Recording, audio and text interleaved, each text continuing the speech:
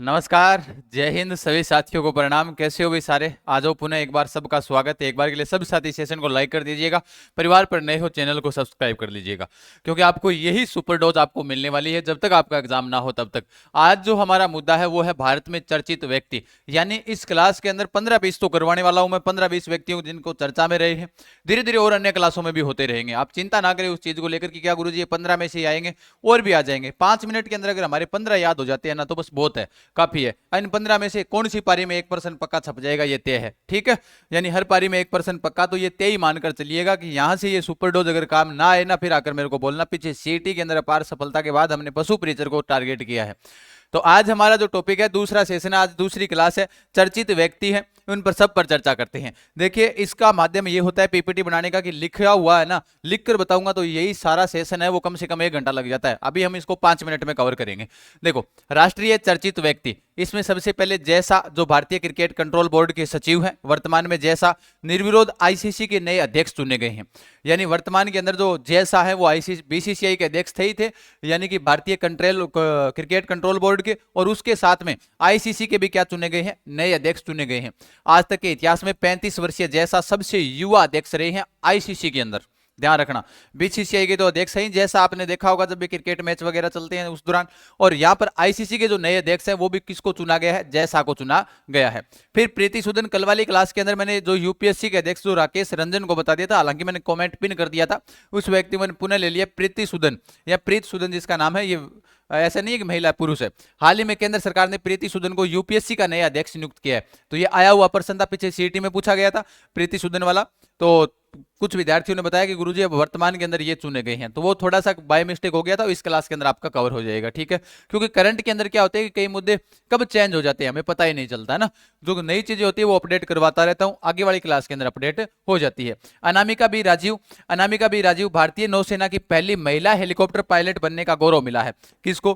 प्रश्न सीधा पूछेगा कि भारतीय नौसेना की जो पहली महिला हेलीकॉप्टर पायलट कौन बनी है? अनामिका बी राजीव बनी है, ध्यान रखना। कहीं कल को आप राजीव नाम देखकर आप क्या करो कि भाई ये तो मेल है, महिला होगी, तो महिला ये ध्यान रखना, अनामिका बी राजीव। प्रीति सूदन यूपीएससी की नई अध्यक्ष है, जैसा आईसीसी के अध्यक्ष हैं, और उसके अलावा बीसीसीआई के भी अध्यक्ष हैं, कौन? जैसा, और उसके अलावा अनामिका बी राजीव। नेक्स्ट है भर्तृहरि मेहताब, 18वीं लोकसभा चुनाव में लोकसभा के लिए जो भर्तृहरि मेहताब को प्रोटम स्पीकर के रूप में नियुक्त किया गया। कल वाले पद वाले जो क्लास मैंने बताई थी वर्तमान में कौन क्या है, उसमें मैंने आपको सब ये बता दिया था।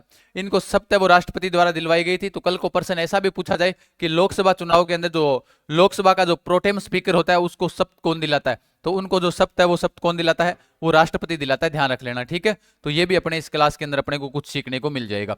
फिर उसके बाद ओम बिरला लगातार दूसरी बार लोकसभा के अध्यक्ष चुने गए हैं, ये आप सभी को पता ही है। फिर है समीर वी कामत, ये कौन है? डीआरडीओ के वर्तमान अध्यक्ष है। पहले डीआरडीओ के अध्यक्ष और थे, और अब डीआरडीओ के जो वर्तमान अध्यक्ष हैं वो कौन है? समीर वी कामत है। तो सीधा सा प्रश्न पूछा जा सकता है कि डीआरडीओ के वर्तमान अध्यक्ष कौन है? तो समीर वी कामत है। हाल ही में इनके कार्यकाल में क्या कर दी गई थी? 1 वर्ष की वृद्धि की गई थी, इसलिए ये चर्चा में रहे। इसलिए आपको याद रखना है समीर वी रावत को, जो डीआरडीओ के क्या है? अध्यक्ष। नरसिंह पंचम यादव, ये क्या है? हाल ही में इनको भारतीय कुश्ती महासंघ एथलेटिक आयोग, ये इंपॉर्टेंट प्रश्न बनेगा, ध्यान रखना। नरसिंह पंचम यादव को भारतीय कुश्ती महासंघ एथलेटिक आयोग का क्या चुना गया? अध्यक्ष चुना गया, और इनको अर्जुन पुरस्कार से पहले क्या किया जा चुका है? सम्मानित किया जा चुका है। पीडीएफ मैं तुरंत टेलीग्राम पर डाल देता हूं, आप पीडीएफ के लिए आप देरी ना करें, टेलीग्राम पे ज्वाइन रखें, है ना, जहां पर आपको रिवाइज भी हो जाए। क्योंकि यहां पर आप क्लास देखते हो, वहां पर आप दोबारा देख सकते हो। तो क्योंकि पीडीएफ अपने पास सेव रहती है ना, तो अपने आप कामयाब हो जाता है व्यक्ति, क्योंकि भाई उसमें 5 मिनट के अंदर सारी चीजें देख सकता है, ठीक है। नरसिंह पंचम यादव को क्या चुना गया है? भारतीय कुश्ती महासंघ एथलेटिक आयोग का अध्यक्ष चुना गया है, ध्यान रखना। नेक्स्ट प्रश्न है अपना डॉक्टर जो नेक्स्ट व्यक्ति है चर्चित, डॉक्टर अरविंद पनगड़िया। ये आप सभी को पता होगा, नीति आयोग के पहले उपाध्यक्ष रह चुके हैं, ये भी आ चुका है प्रश्न। और ये भारत के 16वें वित्त आयोग के अध्यक्ष हैं। तो प्रश्न पूछा जा सकता है कि वर्तमान वित्त आयोग के अध्यक्ष कौन है?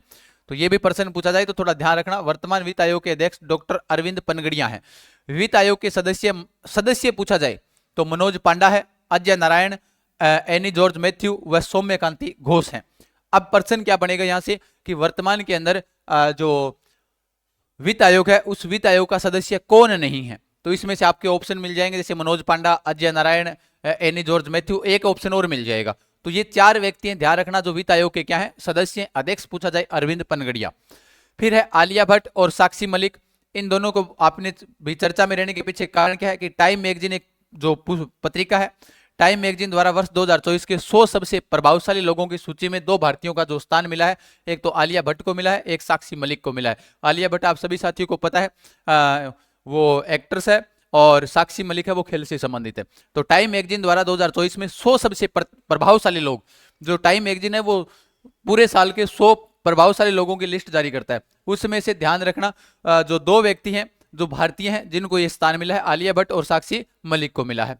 अजय मानिक राव, हाल ही में देश को इन्हें नया लोकपाल बनाया गया है। तो प्रश्न पूछा जा सकता है कि वर्तमान में भारत के नए लोकपाल कौन है, तो कौन है, अजय मानिक राव हैं। तो अजय मानिक राव को भारत के नए लोकपाल के रूप में बनाया गया है। इन्होंने पीसी घोष का स्थान लिया, यानी इससे पहले जो लोकपाल थे वो कौन थे, पीसी घोष थे। तो ये भी ध्यान रखना है, ये भी करंट का ही मुद्दा बन गया। नेक्स्ट है एडमिरल दिनेश त्रिपाठी, देश के 26वें नौसेना के अध्यक्ष के रूप में इनको नियुक्त किया गया है और इन्होंने हरि कुमार का स्थान लिया है। यानी ये तो नहीं पूछेगा कि किसका स्थान लिया है, रियर केस में पूछे जाते हैं ऐसे प्रश्न। वर्तमान में सीधा सा प्रश्न पूछ लिया जाएगा कि नौसेना अध्यक्ष के रूप में किसे नियुक्त किया गया है, तो एडमिरल दिनेश त्रिपाठी को नियुक्त किया गया है।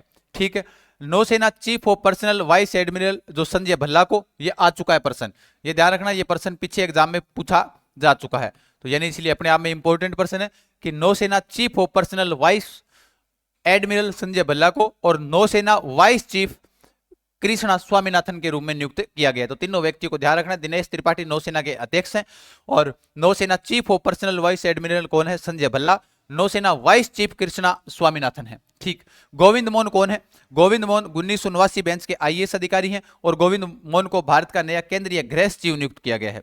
भाई प्रश्न पूछा जाए, जैसे राजस्थान में होते हैं ना मुख्य सचिव, और उसी प्रकार से सेंटर के अंदर भी तो होते हैं कि जो गृह सचिव है वो कौन नियुक्त किया गया है, तो गृह सचिव है वो भारत के अंदर गोविंद मोहन को किया गया है। गोविंद मोहन कौन है, 1989 बेंच के आईएएस अधिकारी हैं, क्योंकि जो आईएएस अधिकारी होते हैं उनको इस डिपार्टमेंट के अंदर इनको स्थान मिलता है, इसलिए नौकरी बड़ी होती है आईएएस की ना।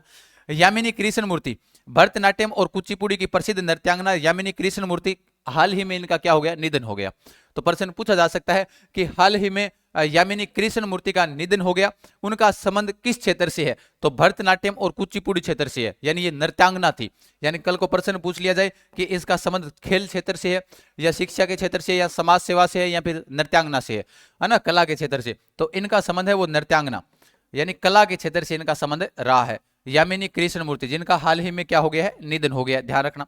इनको 1968 में पद्मश्री मिला है, 1977 में संगीत नाटक अकादमी पुरस्कार मिला है, 2001 में इनको पद्म भूषण और वर्ष 2016 में पद्म विभूषण से सम्मानित किया गया है, ध्यान रख लेना। किसको, यामिनी कृष्णमूर्ति, जो कुचिपुड़ी और भरतनाट्यम की एक अच्छी नृत्यांगना थी, उनका हाल ही में क्या हो गया, निधन हो गया, तो चर्चा में बन गई, तो चर्चित व्यक्ति हैं। धीरेन्द्र के ओझा, भारतीय सूचना सेवा के अधिकारी धीरेन्द्र के ओझा को प्रेस सूचना ब्यूरो का महानिदेशक नियुक्त किया गया। तो प्रश्न पूछा जा सकता है कि भारत के वर्तमान में प्रेस सूचना ब्यूरो के महानिदेशक किसने नियुक्त किया गया है, तो ध्यान रख लेना किसको किया गया है, धीरेन्द्र के ओझा को किया गया है। ठीक है, नीता अंबानी, रिलायंस फाउंडेशन के संस्थापक नीता अंबानी को अंतर्राष्ट्रीय ओलंपिक समिति की सदस्य के रूप में पुनः निर्वाचित किया गया है। अंतर्राष्ट्रीय ओलंपिक समिति IOC, तो अंतर्राष्ट्रीय इंटरनेशनल ओलंपिक समिति का जो सदस्य पुनः निर्वाचित हुई है तो वो नीता अंबानी हुई है। नीता अंबानी को कौन नहीं जानता, मुकेश अंबानी की जो पत्नी है तो है धर्मपत्नी, है ना। फिर उसके बाद अरुंधति राय, बुंकर पुरस्कार से सम्मानित भारतीय लेखिका अरुंधति रॉय को इंग्लिश पेन चैरिटी द्वारा स्थापित प्रतिष्ठित पेन पीटर पुरस्कार से सम्मानित किया गया है। प्रश्न पूछा जा सकता है कि वर्तमान में पेन पीटर पुरस्कार से किस भारतीय को सम्मानित किया गया है, तो अरुंधति रॉय को किया गया है। तो प्रश्न पूछा किस प्रकार से जा रहा है वो भी अपने को ध्यान होना जरूरी है, ऐसे नहीं है कि इनको रटा ही रटा मारना है, नहीं। या फिर प्रश्न पूछा जा सकता है कि बुकर पुरस्कार से सम्मानित भारतीय लेखिका, यानी इसको ऑलरेडी बुकर पुरस्कार मिल चुका है, ये लेखिका है, तो अरुंधति राय का संबंध है वो किस क्षेत्र से है, तो लेखन के क्षेत्र से इनका संबंध रहा है, शिक्षा से इनका संबंध रहा है, तो उसी प्रकार से भी प्रश्न पूछा जा सकता है। तो अपने जो इस प्रकार से प्रश्न पूछा जाए अपने को वो बात ध्यान रखनी है। ठीक है, तो इनको पेन पुत्र पुरस्कार से अरुंधति रॉय को सम्मानित किया गया है। अजीत डोभाल, पूर्व IPS अधिकारी अजीत डोभाल को लगातार तीसरी बार राष्ट्रीय सुरक्षा सलाहकार नियुक्त किया है। किसके रूप में, राष्ट्रीय सुरक्षा सलाहकार के रूप में अजीत डोभाल को क्या किया गया, तीसरी बार नियुक्त किया गया है।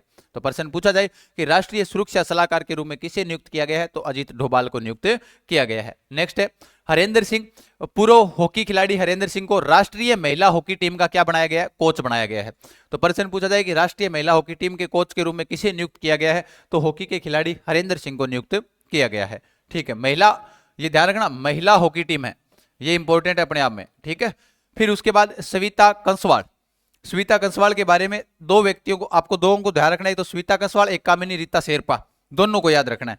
तो सविता कंसवाल दुनिया की सबसे ऊंची चोटी का सफल आरोहण करने वाली सविता को राष्ट्रपति ने मरणोपरांत तेंजिंग नोरंग राष्ट्रीय साहसिक पुरस्कार 2022 से सम्मानित किया है। बस भाई, जैसे विश्व की जो सबसे ऊंची चोटी हम मानते हैं माउंट एवरेस्ट है, माउंट एवरेस्ट को फतेह करने वाली और दुनिया की सबसे ऊंची चोटी है जो फतेह किया था सविता कंसवाल ने, और उनके मरने के बाद यानी उनके मरणोपरांत उनको राष्ट्रपति ने तेंजिंग नोरंग राष्ट्रीय साहसिक पुरस्कार 2022 से सम्मानित किया गया। अब आपके मन में सवाल आएगा कि मरणोपरांत कैसे सम्मानित किया जा सकता है, तो परिवार को सम्मानित किया जाता है, उनको ये उनके परिवार के सदस्य को उनको सम्मानित किया जाता है। तो तेंजिंग नोरंग राष्ट्रीय साहसिक पुरस्कार 2022 से किसे सम्मानित किया गया, तो सविता कंसवाल को सम्मानित किया गया। पर्सन किसी प्रकार से पूछे, हालांकि पुरस्कार का वीडियो एक अलग से बनाऊंगा मैं।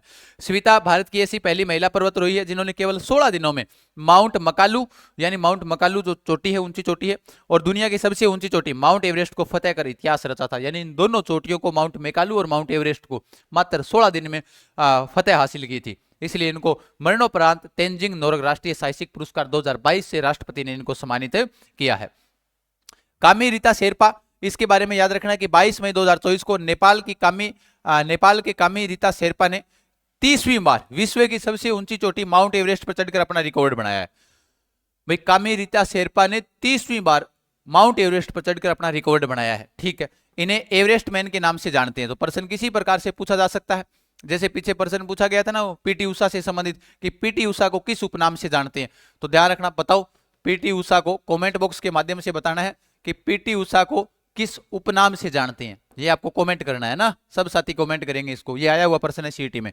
तो अगर आपसे प्रश्न पूछा जाए एवरेस्ट मैन के नाम से किसे जाना जाता है, तो कामी रीता शेरपा को जाना जाता है। वरिष्ठ पर्वतीय गाइड कामी रीता शेरपा ने 1994 में पहली बार माउंट एवरेस्ट की चढ़ाई की थी।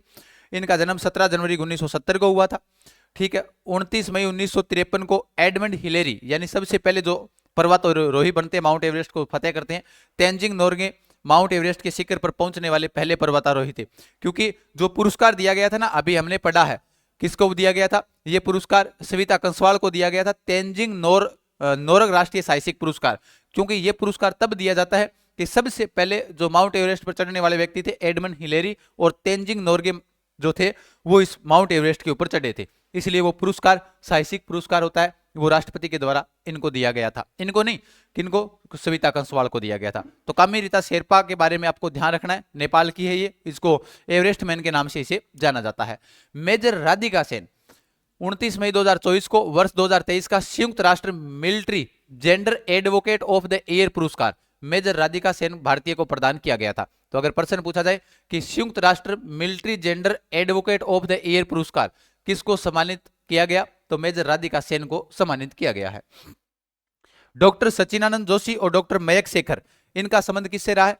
24 मई 2024 को संस्कृति मंत्रालय के तहत इंदिरा गांधी राष्ट्रीय कला केंद्र ने संपादित पुस्तक जिसका नाम था इकोज ऑफ एनाइलमेंट और IGNCH जर्नी इनुट बौद्धिज्म का विमोचन किया था। इनके द्वारा एक पुस्तक का विमोचन किया जाता है। तो प्रश्न ये भी पूछा जा सकता है कि ये पुस्तक के लेखक कौन है, तो डॉक्टर सचिनानंद जोशी और डॉक्टर मयंक शेखर। इनको सीईटी के अंदर ऑप्शन में दिए गए थे ये व्यक्ति।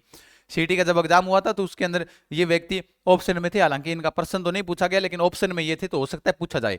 ठीक है, श्रीनिवास R कुलकर्णी हाल ही में भारतीय मूल के जो अमेरिकी वैज्ञानिक है, भारतीय मूल के हैं श्रीनिवास R कुलकर्णी, और अमेरिका के अंदर वैज्ञानिक है जिनको वर्ष 2024 के लिए खगोल विज्ञान के लिए 100 पुरस्कार से सम्मानित किया गया है। कौन से पुरस्कार से, 100 पुरस्कार से सम्मानित किया गया। श्रीनिवास R कुलकर्णी जो भारतीय मूल के हैं, अमेरिका में रहते हैं। ठीक है, गोपी थोटाकुरा, इनको ब्लू ओरिजिन के लिए NS-25 मिशन के चालक दल के शामिल होकर पहले भारतीय अंतरिक्ष पर्यटक बने हैं। भाई गोपी थोटाकुरा है, वो ब्लू ओरिजिन के NS-25 मिशन था, कौन सा था, NS-25। ये जो मिशन था, इस मिशन के तहत चालक दल में शामिल हुए थे ये, और ये पहले भारतीय अंतरिक्ष पर्यटक बने हैं। कौन बने हैं, गोपी थोटाकुरा, ध्यान रख लेना। ठीक है, और सिद्धेश सांकरे, इनकी बात करें तो महाराष्ट्र के किसान और एग्रो रेजर्स के संस्थापक, ध्यान रखना, महाराष्ट्र के किसान है और एग्रो रेजर्स इनकी संस्था है, उनके संस्थापक है। मरुस्थलीकरण से निपटने के लिए संयुक्त राष्ट्र कन्वेंशन यानी UNCCD द्वारा भूमि नायक नामित किया गया है। इनको भूमि नायक के नाम से नामित किया गया, किसके द्वारा, UNCCD के द्वारा। स्वीदेश सांकेरे, ध्यान रखना है अपने को। ठीक है, आलोक शुक्ल की बात करें, शुक्ला की, तो छत्तीसगढ़ के पर्यावरणविद है जिनको प्रतिष्ठित गोल्डन मैन एनवायरमेंट पुरस्कार से सम्मानित किया गया है, ध्यान रखना। ये आपको याद रखना है, मुख्य रूप से इन सब के बारे में ध्यान रखना है। गोल्डन एनवायरमेंट पुरस्कार से सम्मानित किया गया था, आलोक शुक्ला को किया गया है, ठीक है। तो ये इंपॉर्टेंट है अपने आप में भी। आलोक शुक्ला जो छत्तीसगढ़ के रहने वाले हैं, पर्यावरणविद है और प्रतिष्ठित गोल्डन मैन एनवायरमेंट पुरस्कार से इनको क्या किया गया है, सम्मानित किया गया है, ठीक है। तो ध्यान रख लेना अपने आप में, ये सारे के सारे क्या है, इंपॉर्टेंट है और इनके ऊपर आपको सारी बातें ध्यान रखनी है, ठीक है। तो ये सारी आपको नोट करनी है फटाफट से, और टेलीग्राम के ऊपर आपको इसकी पीडीएफ मिल जाएगी। हालांकि आज थोड़ी सी क्लास लंबी हो गई है, कोई बात नहीं, आप टेलीग्राम ज्वाइन करें। सभी साथी सेशन को लाइक कर दीजिएगा, चैनल पर नए हो चैनल को सब्सक्राइब जरूर कर दीजिएगा। फिर मिलते हैं, तब तक के लिए सभी साथियों का धन्यवाद। खमा गणेशा, राम राम साहब।